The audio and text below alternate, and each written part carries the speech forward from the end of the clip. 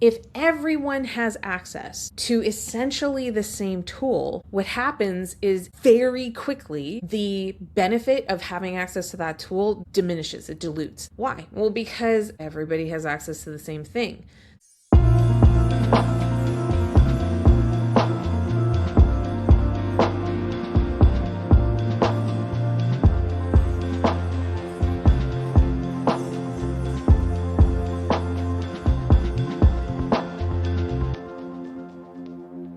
Hey, Amanda here, and in this episode, we're going to be talking about what is the talk of the town in the expert space online, and that is, of course, AI. You've been seeing the ads, I'm sure. You've seen the challenges, the webinars, the books, the seminars, the conferences. Everyone is abuzz with AI and with very, very good reason. And as an expert in helping experts build a business that's both profitable and a pleasure to run, of course I'm going to get into AI. I'm going to dig really deep into it. Now, in this episode, I'm going to be walking you through some of the most impactful ways that you can use AI, and little twist, I'm going to tell you what some of the biggest brands in AI are doing differently that they're not necessarily focusing on in their marketing campaigns. We're going to talk about all of that. So welcome. I'm glad you're here.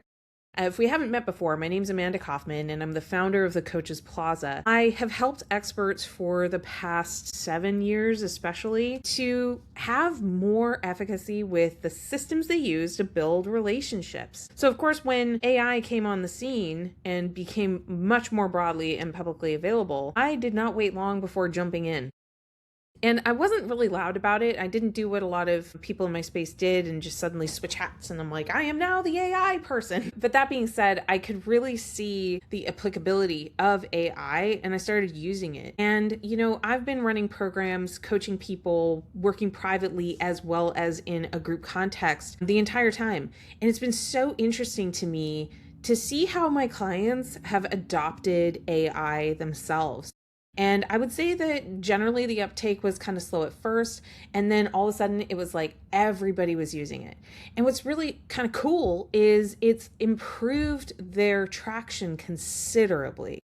Because instead of coming to calls and kind of sitting back and, hoping to maybe glean something off of somebody else's question, my clients are often using AI to help formulate their questions and challenges. And I'm seeing a marked improvement in the speed of the learning when it comes to building a really profitable lifestyle business. So I'm genuinely excited about how AI is taking a lot of the things that were previously hard, previously major obstacles, and clearing the way for a lot of experts.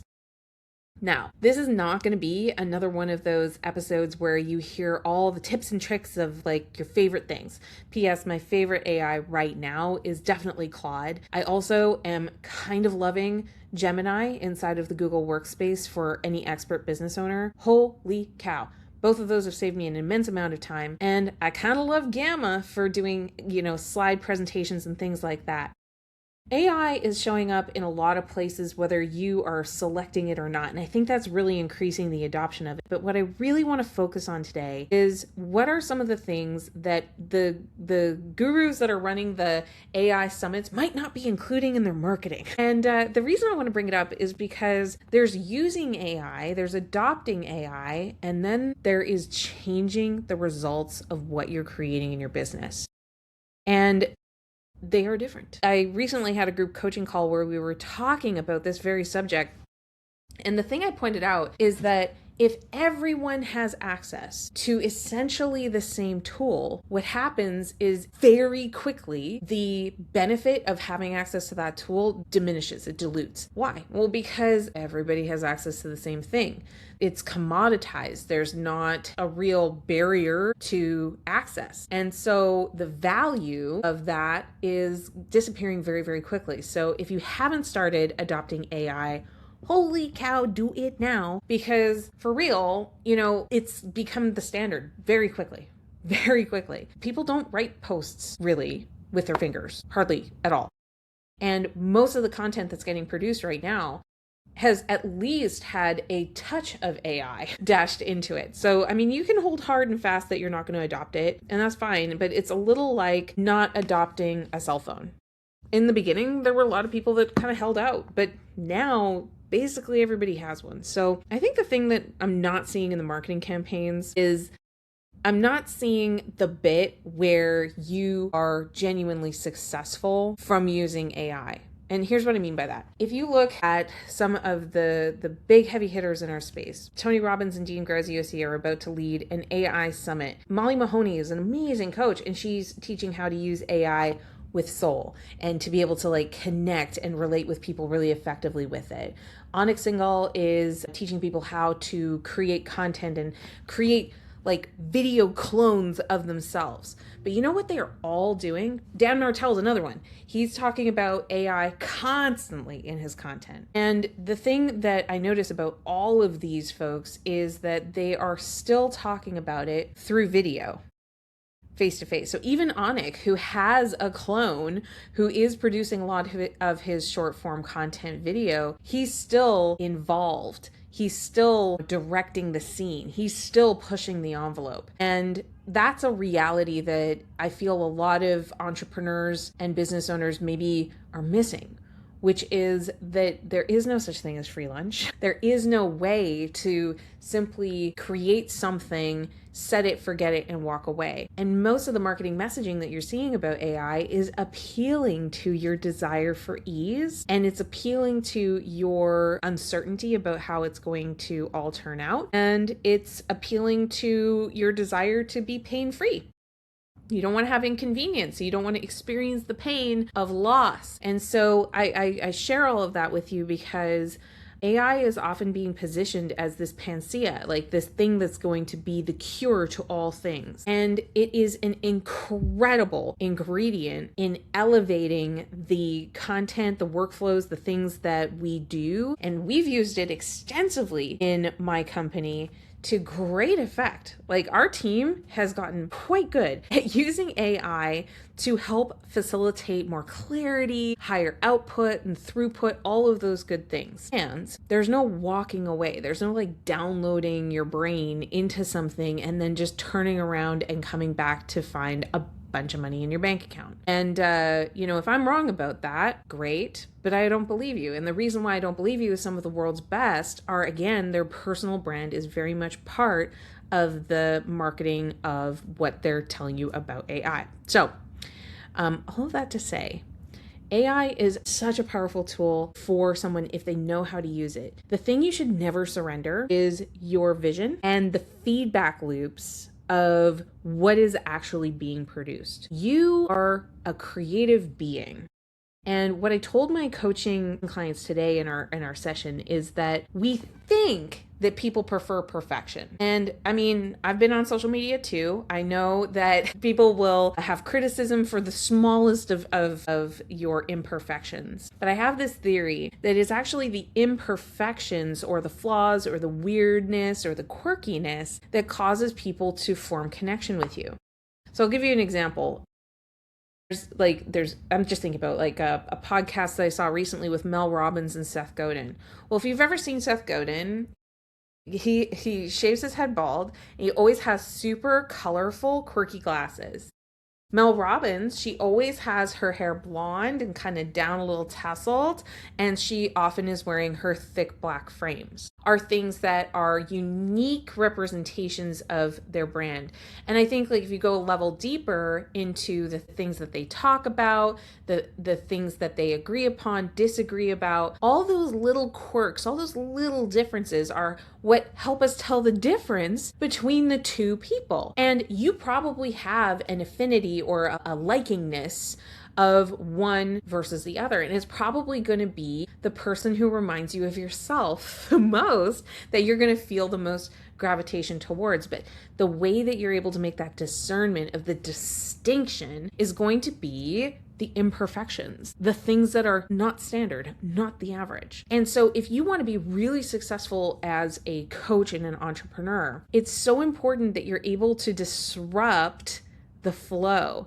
And a lot of people that are learning how to market, they're learning how to use AI, they are using really minimal prompts. They're just like, write me a post about XYZ. Or they maybe even do a big brain dump out of what they want to say, and then AI cleans it up. But what's usually missing is a feedback loop of publishing the content and then looking back and saying like, hey, how did this content perform? And if you don't have that feedback loop, AI is going to assume that you are happy with just whatever is published. But again, without very much configuration about what's being published, a lot of content is looking starkly similar to each other. And if everybody looks same, and we're just this big glob of sameness in the expert space, well, what's to say someone's going to choose you to build a relationship with? So all of this to say, yes, use your AI to speed up your writing. Absolutely use AI to take your original intellectual property ideas and repurpose and reconfigure and reshare and re-optimize. For sure. Like do that, but be the one that conceives of the ideas.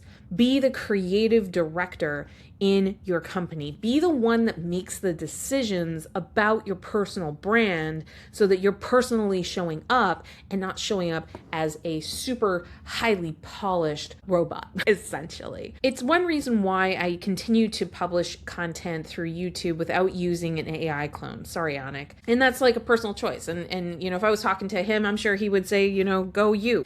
For other people, the clone is going to be potentially a game changer because they're not going to have to overcome the jitters of being on camera. They're never going to have to really learn exactly how to do it. But the thing is if you don't learn exactly how excellence works, you're going to be stuck in this kind of medium zone of performance. It's going to be the people who are obsessive about the data of what it is that they are producing and how it performs, married with the personal growth, the personal expression, the personal brand that are, in my opinion, going to explode. And we're already seeing it.